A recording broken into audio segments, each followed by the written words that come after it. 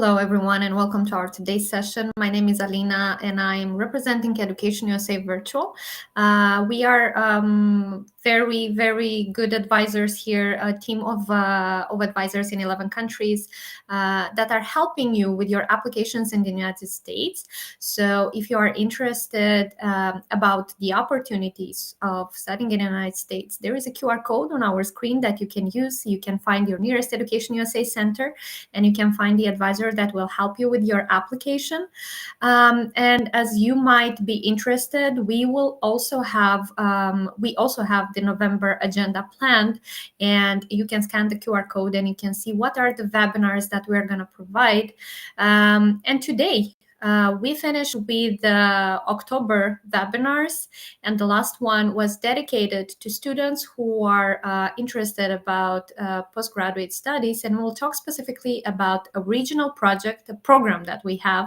It's named GSAP. It's the Graduate Student Application Program, and this program is specifically designed for them to apply. Today we'll find out the benefits. Today we'll find out what this program means and what are the good things about it and why you need to join it. So I have invited today my colleague Aynash Kudisheva from Kazakhstan, and we also have two students that are gonna share their stories. They are alumni of GSAP programs. So I will just give the floor to Ayna to give us a short presentation about GSAP program, and then we'll have the Q&A session. So please feel free to submit your questions in the chat box. And now I will just ask Ayna to do her magic and tell us more about what is GSAP. Hi, Alina. Hello, everyone. I'm glad that I'm here tonight with you. So thank you so much for giving me a floor. I will be brief. I will not take much of your time because, I think you are more interested to hear our students' stories and their experience.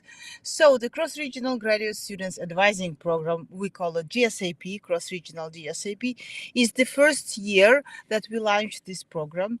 The program is devoted to help students among 11 countries across the Central Asian and Eurasian region. So can you move to the next slide? I wanted to stop a little bit and talk about Education USA, that it is a U.S. Department of State network of over 430 international students advising centers in more than 175 countries and territories. The Education USA network promotes U.S. higher education to students around the world by offering accurate, comprehensive, and current information about opportunities to study and at universities in the U.S.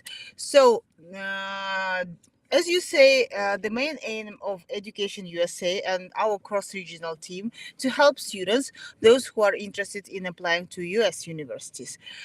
We are particularly supporting students who are applying to graduate programs. It means to master's degree and PhD programs. Next slide, please. So the program objective is to equip prospective international students from the Eurasian and Central Asian regions with the knowledge, tools, and strategies required to successfully apply to graduate programs in the United States, with a focus on academic research, application preparation, interviews, readiness, and financial planning. So as you can see, we are focused on supporting students across the Eurasian and Central Asian region.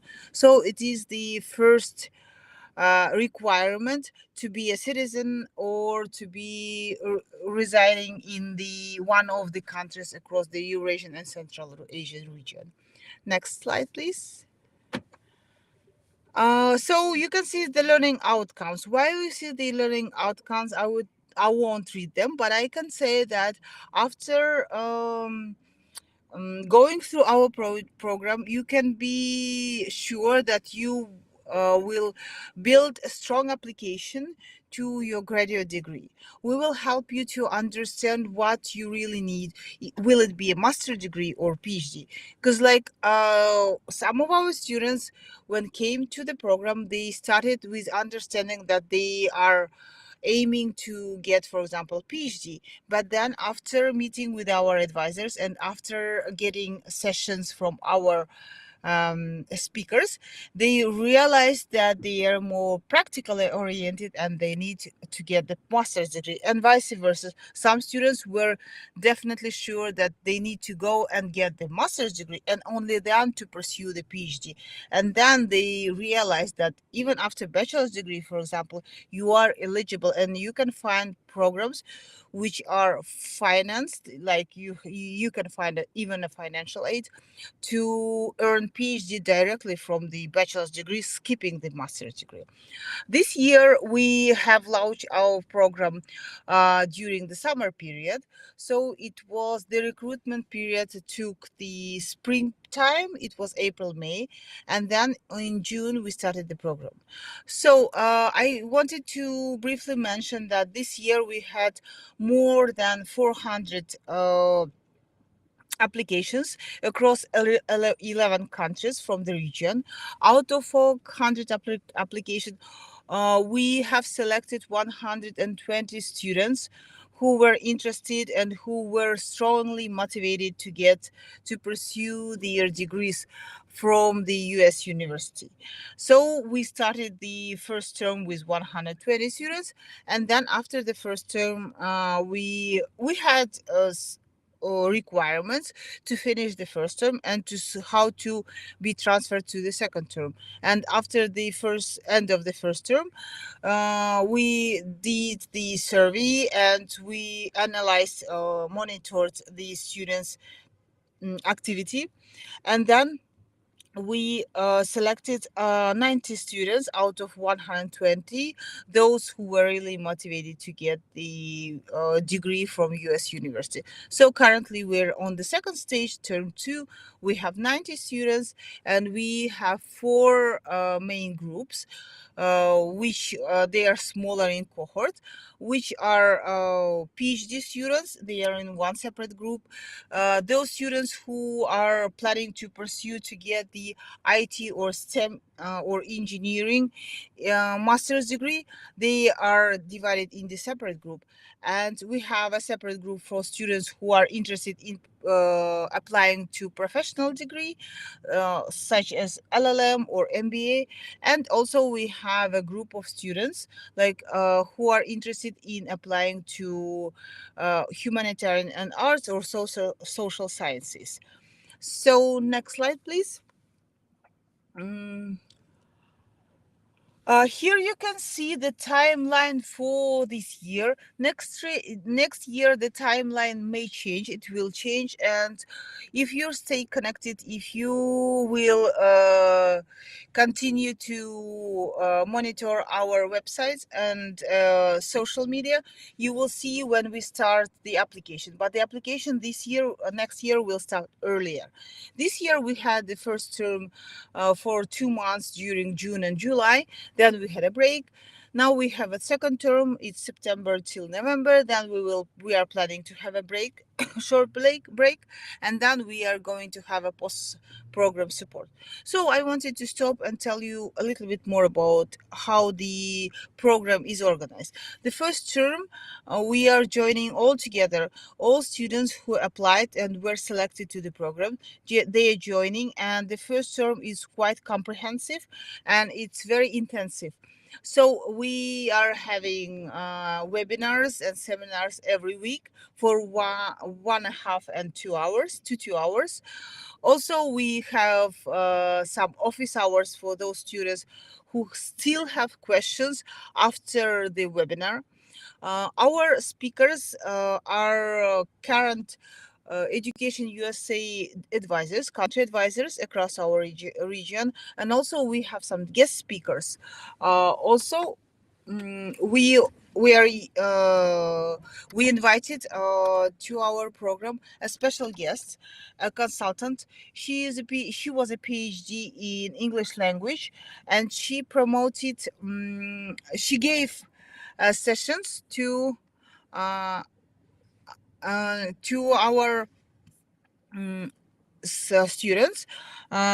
in terms of how to write statement of purpose, for example, in terms of how to find the best recommender, how to send emails to recommenders, how to reach out supervisors, potential supervisors, how to build a strong CV or resume. So it was a kind of writing bootcamp for our students. It was quite intensive. Also, we have assignments that students are due to do during the first term, and those assignments we work in the canvas. The second term is more oriented to one-on-one advising sessions. It it it is built around one-on-one advising sessions. Students are getting one-on-one advisings from their country advisors, and if they need, they can seek for advising opportunity from our cross-regional team. Also, we support our students, like we are five advisors, five representatives in cross-regional team, and we can answer and help one-on-one advising. During the second term, we also have some Zoom sessions specially organized for our students. Uh, for example, next week we are planning to have a Zoom session with current PhD students in biology. She will share her experience as a PhD student, and she will share her experience, how she was applying, what challenges she had, and so on. So, like, next slide. I think this is a beautiful picture of our advisors. You can see our advisors across our region. You don't see here Azerbaijani advisors because, like, currently I'm giving advising sessions for Azerbaijani students, and you can see here Alina. She is also helping and supporting us as a Education USA advisor in Moldova, and gives her help to students from Moldova, graduate students from Moldova. Next slide, please. Here you can see it's very, uh, I hope you can see. It's the kind of curriculum, or we can say a plan for our sessions during the first year. But we made a survey with our students, asking them how to improve our program, what they were seeking for, and now we are rebuilding the program. Next year we are going to add more sessions to our program. Next, please. And these are the names of students who were joining us for the first welcome session from uh, 11 countries, like. And you can see Maria here, and Mirza Yanis is, if Mirza Yanis joined, his name, Mirza Yanis. What else? And that's it, I think, from my side. I open to any questions. I will give floor better to students, and they will share their experience.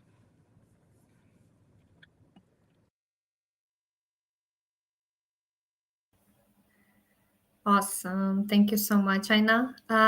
Okay, so as we said and we promised at the beginning of this webinar, we have two alumni of the GSAP program. Aina will leave you on the screen because after we finish with the experience of Masha, then we'll continue maybe with Mirza Anis. He might have some internet connection issues, so I'm not sure if he will join us in the end. But we have here Masha who will share her story. So Masha is from Ukraine, and I'm just gonna give her the floor to her to just introduce herself, and then we can just move to the questions that we have prepared for her. And if you guys have more of them, submit them in the chat, because I'm more than sure that you will want to know more information about the benefits that she have found from this program. Thank you, Masha, for joining us today.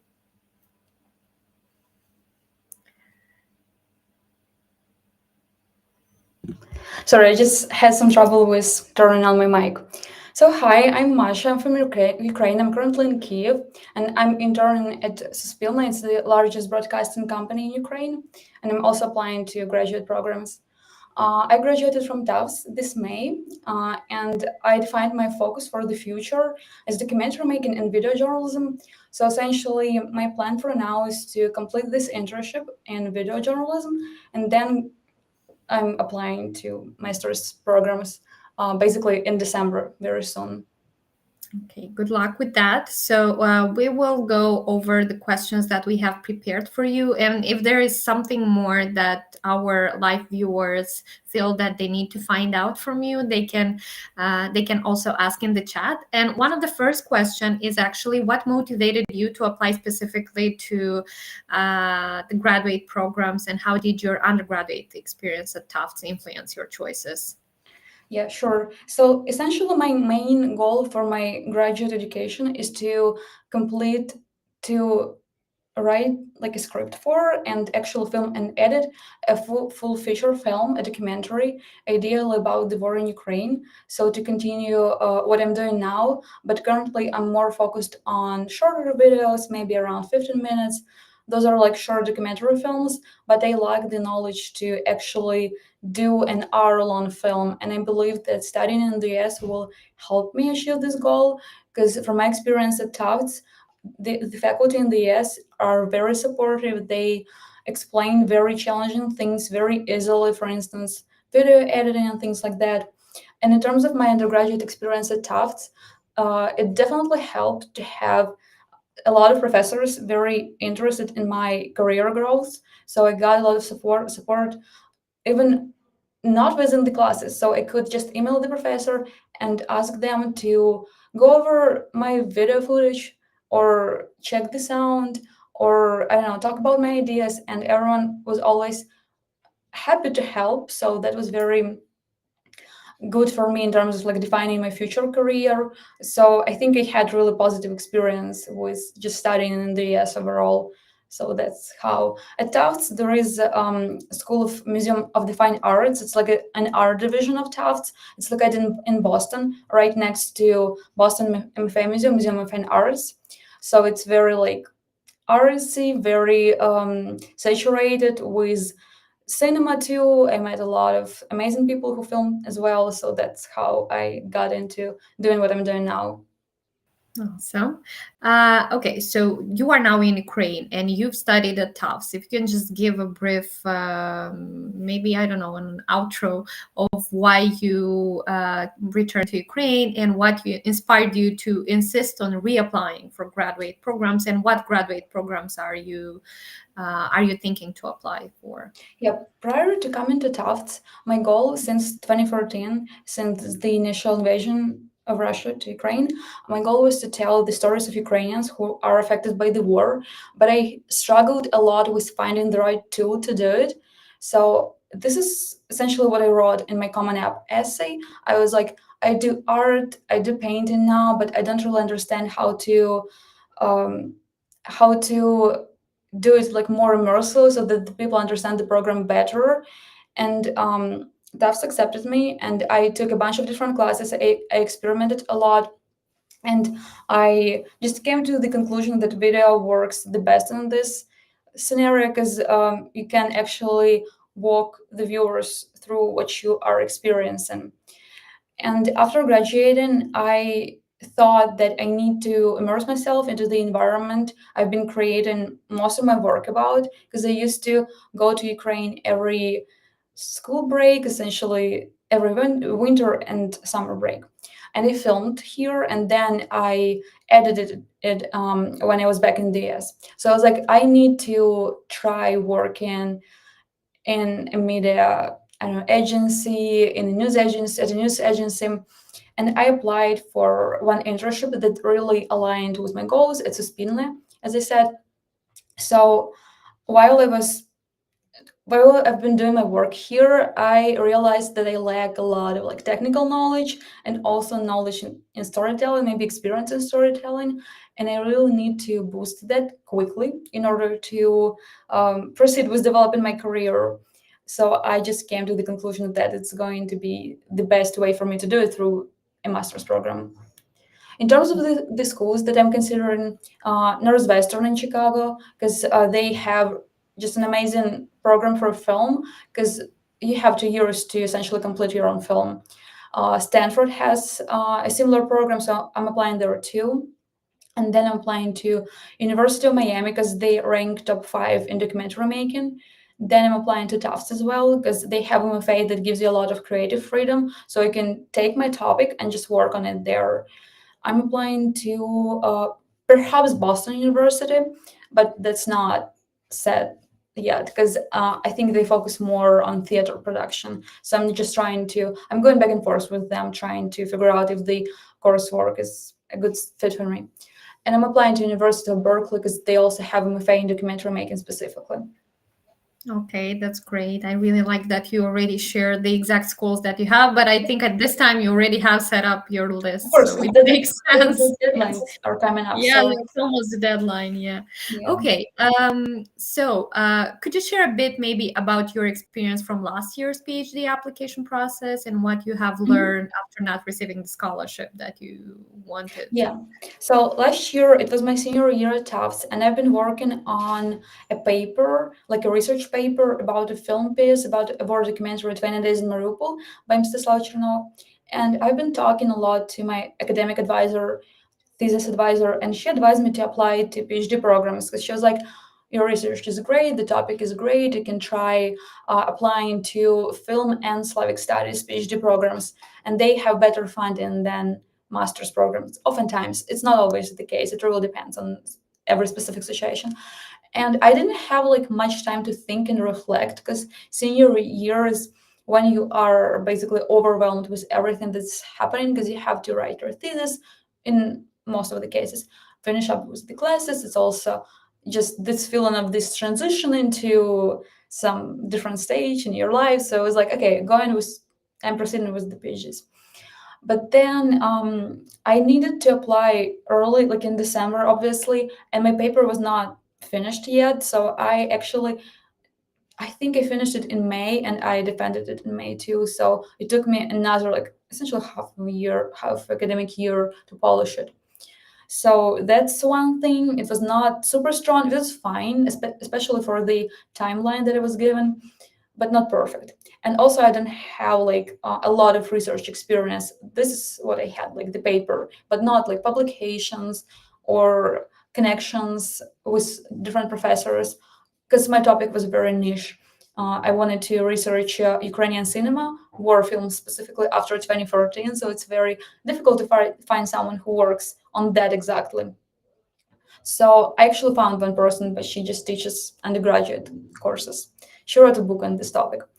Yeah, so this and also Trump's politics around Ukraine war, I don't know, it was just everyone was just so in shock, I guess, at that point, and some PhD programs got cut off. I mean, their funding got cut off, so it's like a lot of things were happening. I But see. Okay. now I think I understand better how to define if I am a good fit for the program. Because for MFAs, I have a very like well-rounded case because I have this experience working here as a video intern. I also have my short film that I did at Tufts, some other short films. Some of them were even shown in Museum of Fine Arts in Boston, so that's good. It's kind of more comprehensive. I can show like a variety of things, not just this one paper. For sure. And how frustrating was that? Was that frustrating not I getting mean, that? at some point, after receiving the first couple of rejections, because I applied to many schools, I was like, well, I Mhm. think I know how it's gonna go. Yeah, Yeah, but yeah, I mean, it was frustrating, but I'm the type of person who always plans in advance. So I typically have plan A, plan B, plan C. that's good. So I just kind of proceeded with my next plan. Obviously, I was disappointed, but not to the point of breaking down. It was fine. I knew that if I'm not getting accepted now, I will just go back to Ukraine. I will work here. I will build my resume as a journalist, like my I don't know my skills. So it's good. I'm happy here now. Okay. So Yeah. then you moved in June to GSAP. I mean, you eventually applied in April, let's say, or May, and then you've been selected to GSAP. And how did that support the application process that you are in Yeah. currently? Is that helping you? What maybe are the benefits that you have found? It is helping me a lot. So overall, it probably helps me the most in terms of the motivation because I have a cohort of people who do the same thing, and I feel the accountabilities that I need to meet with my advisor. I need to show some progress, and also just meeting with other people during the summer. It was good too, and also speaking more I don't know, technically. Even the sessions about cover letters, CVs, that was immensely helpful because I mean, after listening to the sessions, I was like, okay, yeah, I actually do have some mistakes in structure in my CV. So I didn't have things in chronological order, or I had them in reverse chronological order, which is not how it's supposed to be. And also, it was very exciting to hear just, I don't know, examples of personal statements and things like that. It's always good to know what other people are doing, how they are structuring their cases, I guess.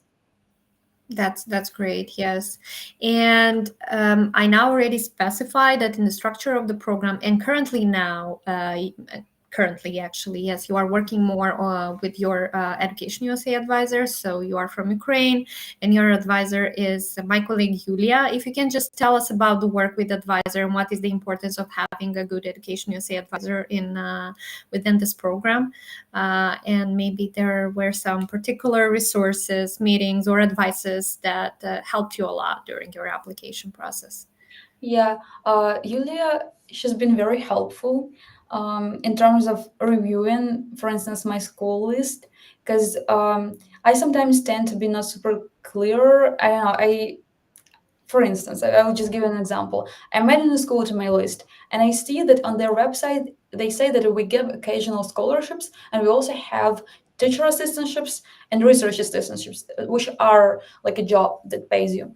And then I'm like adding the school to my list, and I'm like, fine, I can apply there. But then she looks through that list and she asks questions like, what are the specific amounts? Like, what are the conditions? You need to talk to them, and it helps me to filter through the schools in a way. And it's also good to hear about her experience, and uh, obviously she helps me a lot with like writing emails or essays. For instance, I will be sending her my draft of my personal statement at some point. I already started writing it, so we will see. I think she will help me to kind of like compare and improve my personal statements from last year, so this year they are better. And I think it's worth mentioning that she helped me to prepare for the undergraduate application process as well, up to some point, because I was a member of competitive college club program. Mhm. And then, so she was my advisor there, but then I got accepted to opportunity funds, and then I changed the advisor. But for the majority of time, I mean, for a large part of the time, I was working with her too. So it's interesting as well. Okay, thank you so much for sharing that. So I think we are okay then with the questions that we had specifically for you. I don't see yet Mirzoani is joining us, but we have questions for Aina, obviously, and she will have to answer them because people are asking here about some things about GSAP. So I will start with those that we had from the people who registered at this webinar and asked in advance. I know one of the question was, any scholarship opportunities offered when you are part of GSAP? Do you hear me? Yes. Oh, great.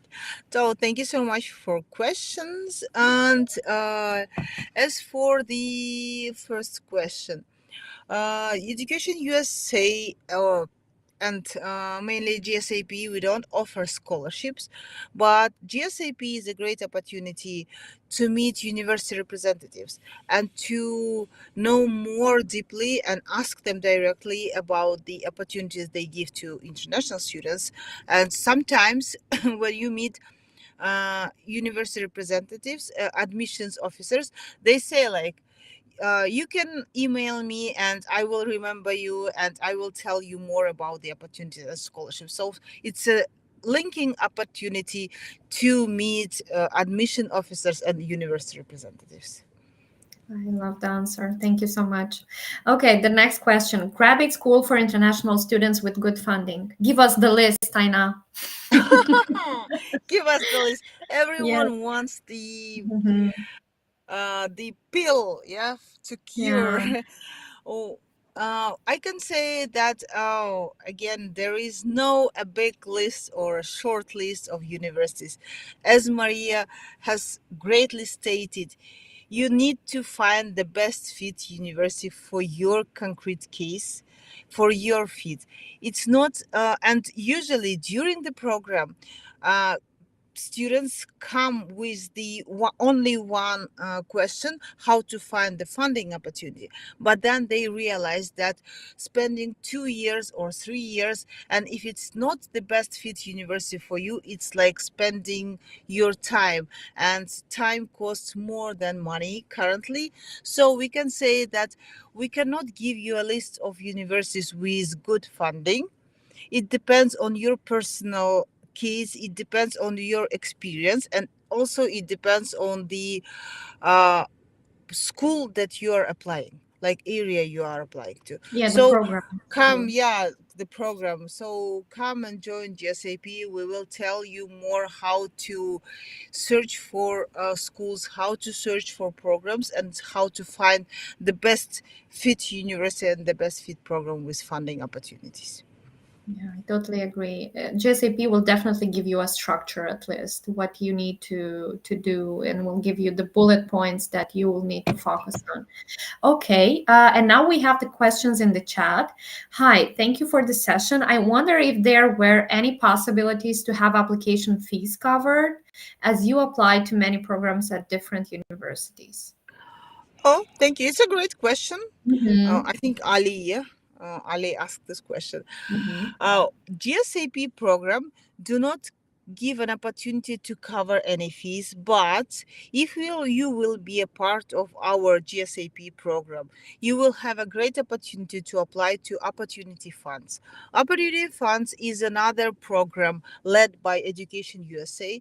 To be eligible for opportunity funds, you need to be a citizen from the listed country, and also you need to be currently enrolled in one of our programs.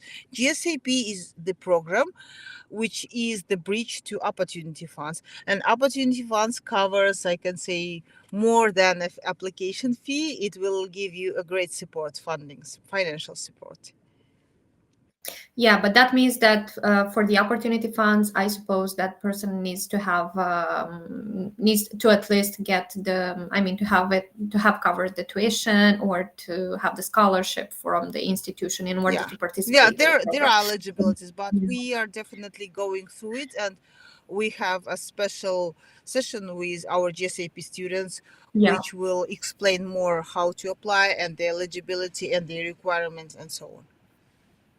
But it covers, yes, many fees that you can avoid during the process. So yes, opportunity funds can save a lot from your budget. Yeah. Okay, the next question. You mentioned that recruitment for the next cohort may start earlier. Is there any info on how much earlier? It may start earlier, like very early. We're planning to start the recruitment during the December 2025 and January 2026. But we are now currently in the process of planning our next year. So it may last till February 2026, but you need to stay tuned and to look for the information, like be informed, and please don't miss the opportunity to apply to our program.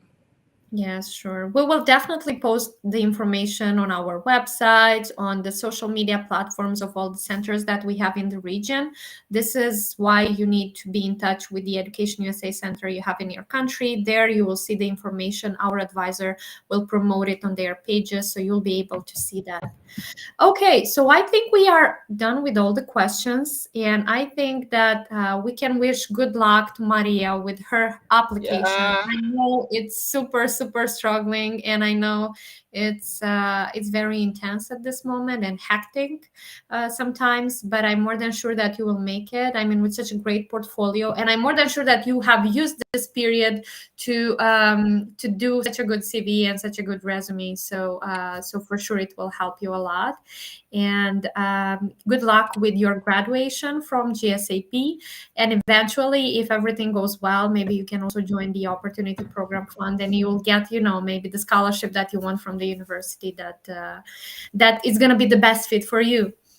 Thank you very much, ladies. Thank you, Aina, and thank you, Masha, for Thank you joining so us much. today. Thank you for the information about and the benefits of sharing the benefits of GSAP.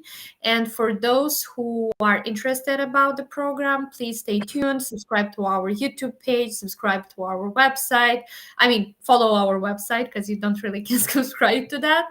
And in case if you want to hear more information about the postgraduate degree and the application process, even though you will not be a participant of our cohorts, you can also refer to your Education USA advisor in your country. You can find that information on our website, what is the nearest Education USA center.